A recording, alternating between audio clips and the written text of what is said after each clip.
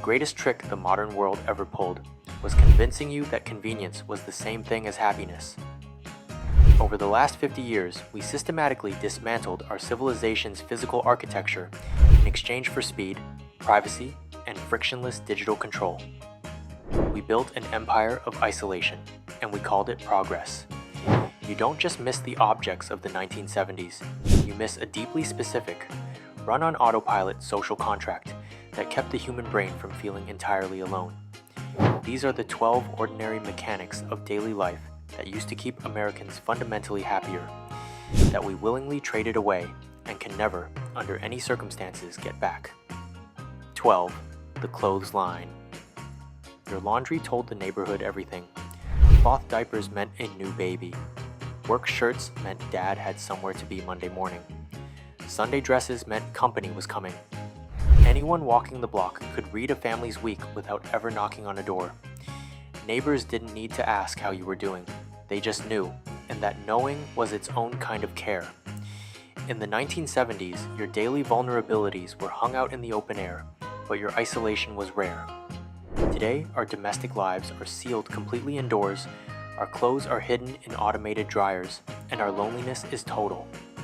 It took something that used to live in public and traded it for private shame. Keep that trade in mind. We're about to watch it happen 11 more times. 11. The mailbox. Your aunt's letter took 2 weeks to arrive. That wasn't a flaw, it was the fuel. You'd walk to the mailbox every afternoon, half expecting nothing, and the not knowing was doing something. When the letter finally showed up, it wasn't just information. It was paper she had actually held, ink she had actually pressed onto the page. Send a text now and you'll get a reply in seconds. No wait, no walk to anywhere. We built a communication system so fast, we accidentally deleted the one ingredient that made it feel like something worth waiting for. 10. The TV guide. Before streaming, most families had one television, one channel at a time, and one thin magazine that decided the shape of the week. Matt circled Wednesday's football game. Jenny crossed it out. That argument, who actually gets to pick, played out in living rooms across the country every week. Streaming ended the fight completely. Everyone gets their own show, whenever they want. Sounds like a win, until you realize the argument was the thing that made everyone show up to the same room at the same time. Streaming didn't just end an argument, it ended the excuse to be together. 9. Drive-in movie theaters. Most drive-ins charged one flat price per carload, not per person.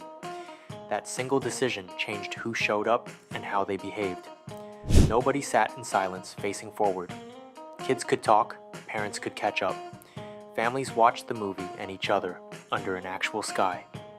The drive-in didn't die from a lack of love. Land got too valuable, and the business moved indoors, where the seating is isolated by design. The loss was never really the business. It was a place built for watching something together, out loud. 8. The corner diner. Regulars had their own booth. The staff knew them by name, and the waitress could guess the order before anyone opened a menu. The neighbors 2 houses down were in the next booth over. It gave people a sense of belonging they didn't have to earn or apply for. They just had to show up, and the place already recognized them. Chain restaurants didn't kill this on purpose. Rent kept climbing, mom needed a second job, and your usual turned into a loyalty app punch card.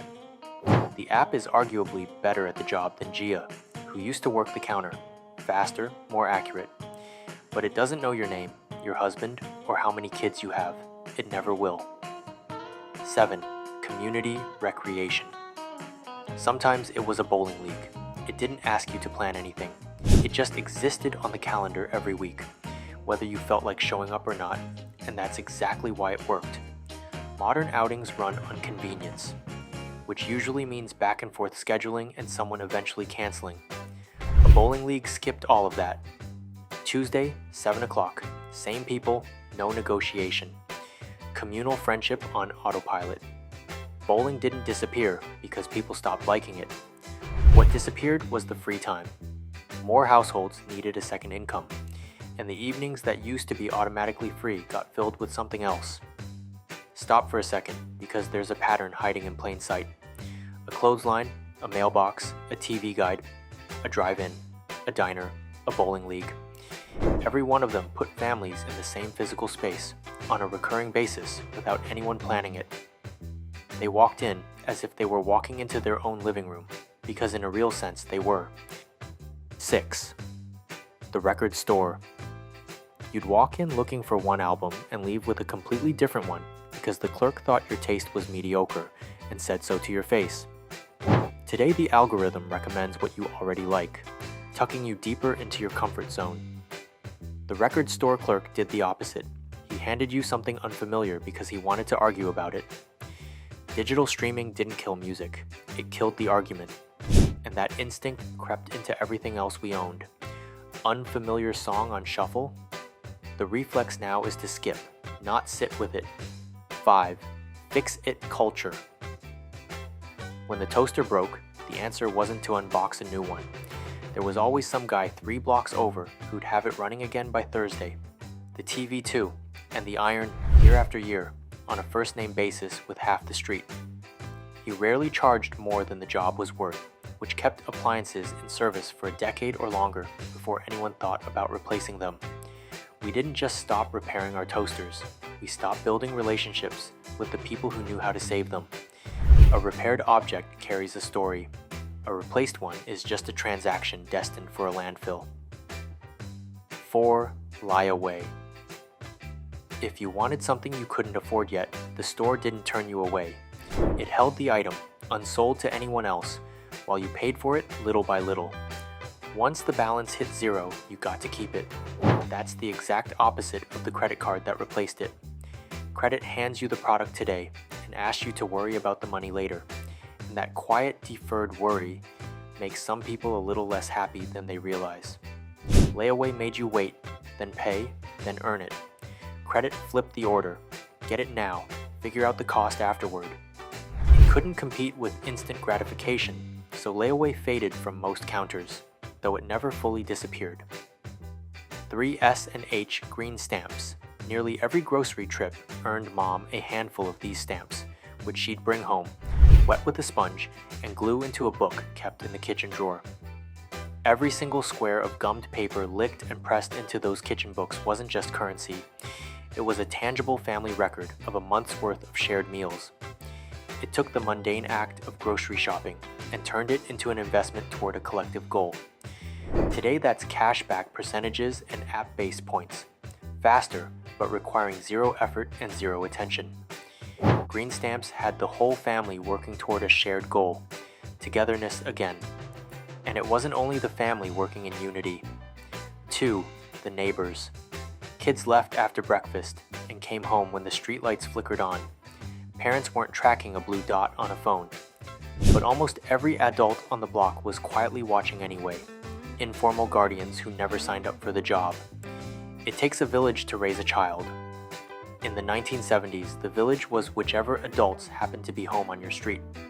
If a kid skinned a knee 3 houses down, whoever was closest handled it. That system relied on adults actually being home during the day, and it unraveled once more households needed 2 incomes. A run of high-profile missing child cases in the 80s also made unsupervised time feel riskier than the statistics supported. And once that fear took hold, the trust never fully came back. But there was one thing almost every family still agreed on, every night.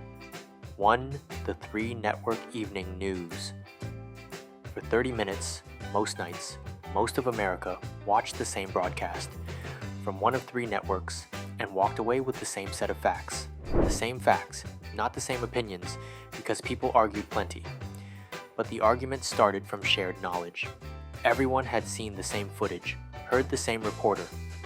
A clothesline told the street what your week looked like. The evening news told the entire country what its day looked like. Until cable news split the audience into competing versions of reality, and the internet finished the job. We didn't just lose a TV ritual, we lost the last shared floor the whole country used to stand on before it started arguing.